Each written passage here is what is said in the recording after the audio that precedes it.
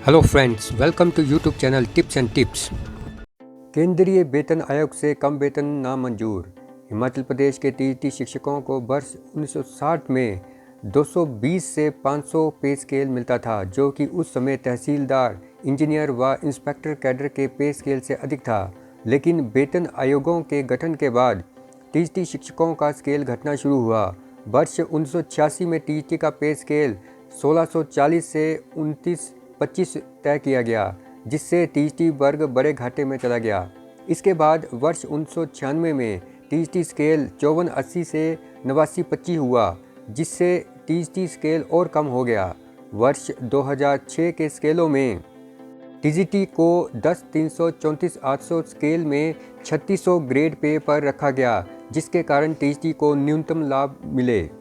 इस स्केल में 5000 रुपये ग्रेड पे तहसीलदार रैंक स्केल के समान दी गई, जो कि वर्ष 1960 के स्केलों के अनुसार बिल्कुल सही थी।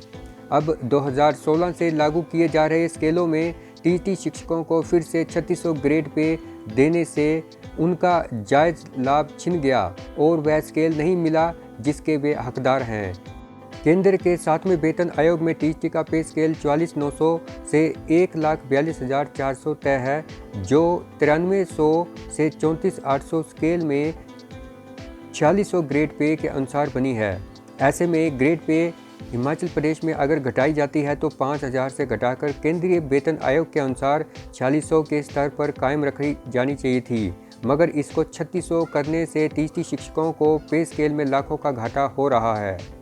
प्रवक्ता वर्ग को 5400 ग्रेड पे से घटाकर 4200 ग्रेड पे स्तर मिला है, जबकि केंद्रीय पैटर्न पर वह 4800 ग्रेड पे से नीचे नहीं जाने चाहिए।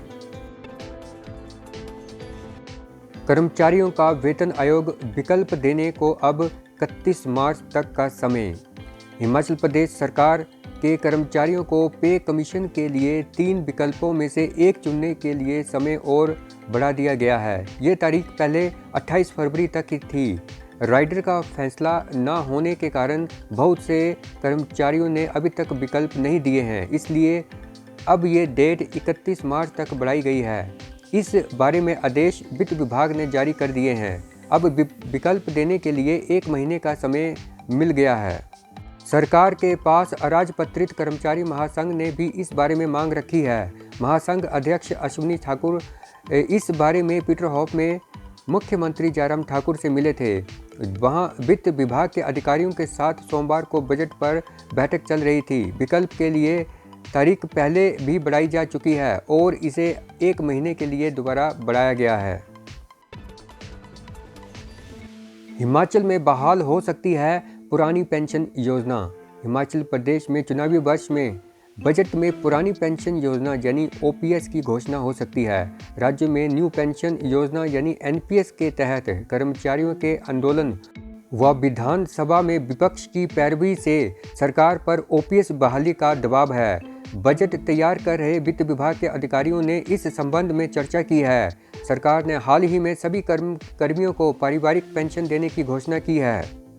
ऐसे में कर्मचारियों को पुरानी पेंशन बहाल करना ही शेष है। 4 मार्च को मौजूदा सरकार के अंतिम बजट में बड़ा निर्णय लिया जा सकता है। यदि ऐसा होता है तो 2003 से अब तक सरकारी नौकरी में आए 1.5 लाख नियमित कर्मचारियों को इसका लाभ होगा। फिलहाल सरकार पर पेंशन घोषित करने से किसी प्रकार का कोई आर्थिक बोझ नहीं पड़ेगा। वर्तमान में पेंशन का भुगतान करने के लिए वार्षिक 7,500 करोड़ रुपए खर्च होते हैं। यदि सरकार ने पुरानी पेंशन बहाल की तो 2030 में सेवानिवृत्त होने वाले कर्मचारियों के लिए पेंशन चुकाने की चिंता करनी पड़ेगी। आने वाले वर्षों में पेंशन पर होने वाला खर्च 25,000 करोड़ रुपए तक पहुंच सकता है। वहीं कांग्रेस का कहना है कि यदि वर्तमान सरकार ओपीएस बहाल नहीं करती तो कांग्रेस सत्ता में आते ही सबसे पहले कर्मचारियों की पुरानी पेंशन बहाल करेगी।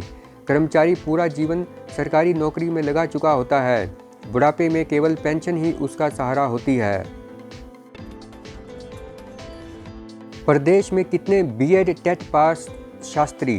प्रारंभिक शिक्षा विभाग ने प्रदेश के स्कूलों से मांगी डिटेल। राज्य के सरकारी स्कूलों में कितने बीएड और टेट पास शास्त्री शिक्षक हैं, इसका डेटा प्रारंभिक शिक्षा विभाग ने मांगा है। इस बारे में सभी स्कूल प्रिंसिपल को डिप्टी डायरेक्टर की ओर से डिटेल मांगी गई है कि स्कूल में तैनात शिक्षकों की पूरी लिस्ट डिटेल सहित भेजी जाए।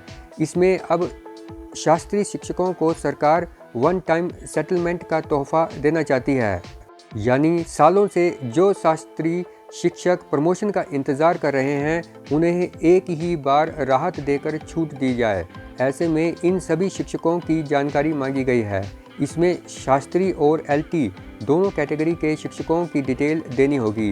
गौर रहे कि राज्य के सरकारी स्कूलों में शिक्षक लंबे समय से प्रमोशन का इंतज़ार कर रहे हैं।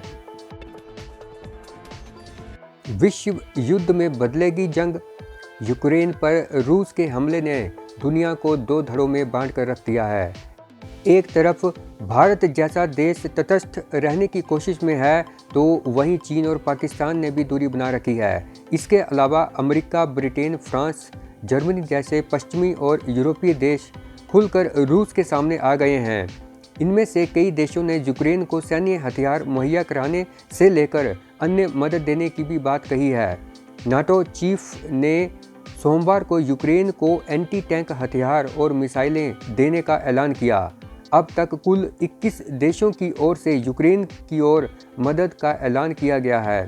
रूस और यूक्रेन में युद्ध के बीच वार्ता शुरू हो गई है, लेकिन इसका कोई सकारात्मक परिणाम नहीं निकलता दिख रहा। वार्ता से पहले जेलेंस्की ने कहा कि हमारा इरादा रूस के आगे सरेंडर करने का नहीं है। इस विवाद का हल बातचीत से निकलता नहीं दिख रहा। डरने वाली बात यह है कि जल्द ही अगर इस युद्ध का हल नहीं निकला तो कहीं ये युद्ध विश्व युद्ध में ना बदल जाए। तो दोस्तों, इस सेशन में इतना ही। जल्द ही मिलेंगे एक नई वीडियो में नई जानकारी के साथ। तब तक के लिए good bye and take care.